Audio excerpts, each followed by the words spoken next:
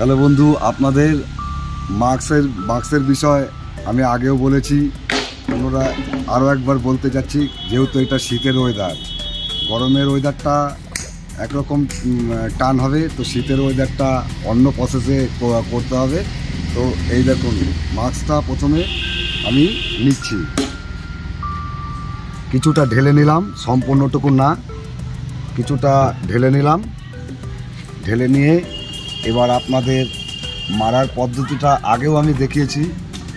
মাছটাকে গরমে যেরকম একটা প্রেসার দিয়ে মারবেন, তো শীতে সেই বেশি প্রেসারটা নেবেন না, তার কারণ শীতের টানটা একটু কম আছে, অর্থাৎ শীতে একটু টানটা কম আছে, তো প্রেসারটা মিডিয়াম থাকবে।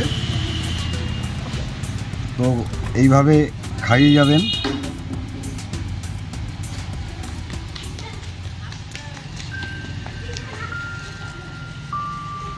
প্রসেসটা দেখতে পাচ্ছেন।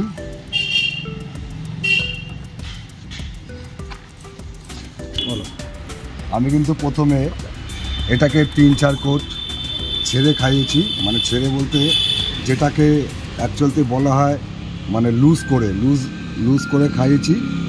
তো দেখতে পাচ্ছেন শাইনিংটা যেরকম আসছে, তো আস্তে আস্তে করে শাইনিংটা এরকম আসবে। তো আপনারা এই একই প্রসেসেই মারবেন।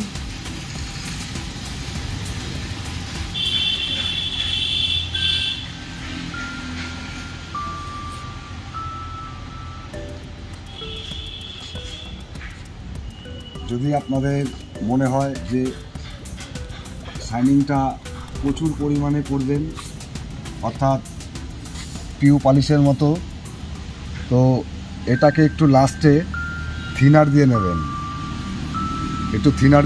থিনার দিয়ে একটু হালকা পাতলা করে নেবেন।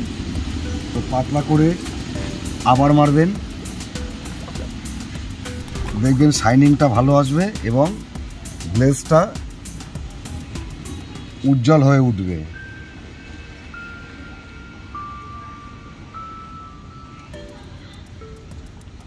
দেখতে পাচ্ছেন?